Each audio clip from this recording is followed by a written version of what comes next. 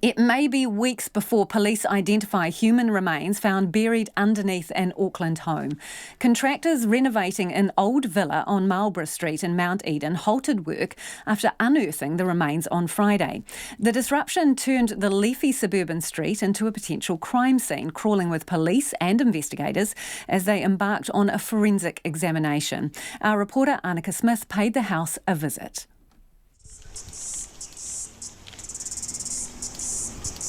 Nestled in a sleepy street in Mount Eden, you'll find an abandoned worksite. Dry leaves and building debris litter the front lawn of the old villa, bordered by a large metal fence bearing hazard signs. I find Malcolm drinking coffee on his front porch nearby. When we moved in, there were a bunch of older guys who lived there and came and go. Some of them went out in boxes. The current owner bought it a couple of years ago and has just been doing a renovation. Malcolm, who didn't want to use his last name, says the house used to be run as boarding accommodation.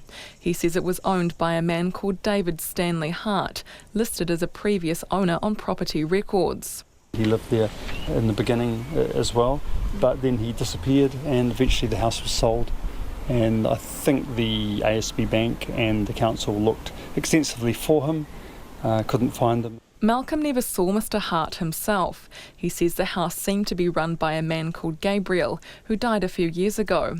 Malcolm says the tenants seemed nice enough, if not a little out of place.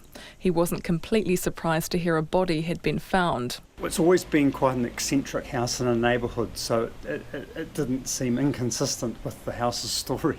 Determining exactly who was found under the house will prove a difficult task for the police.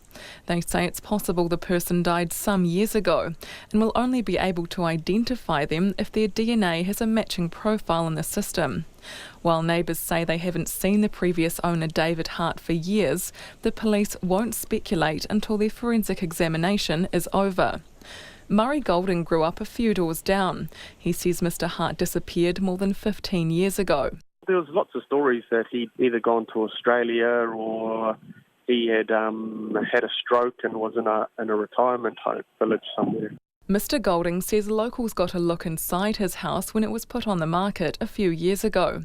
Others viewed it with Mr Hart himself. Some had gone through it with him many years ago when he dug it all out underneath, because he dug it out illegally, you see. He had dug out underneath the house and added extra rooms. I don't know if it was for boarders, and it wasn't done through the council. Mr Golding says some of the people who stayed in the house all those years ago struck him as odd.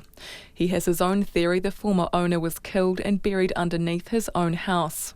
I think there's been maybe something happened with one of his boarders that was there, and he might have said the wrong thing and someone done something to him and buried him under his own house. And then as it's been brought up to code, they've dug down and that's when they've hit that body. The human remains were sent to the Auckland mortuary for a post-mortem yesterday. The police have also removed a large piece of concrete for a forensic examination.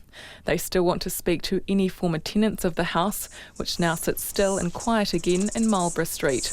Mo te hōtaka o te ahiahi nei, ko Anneke Smith aho.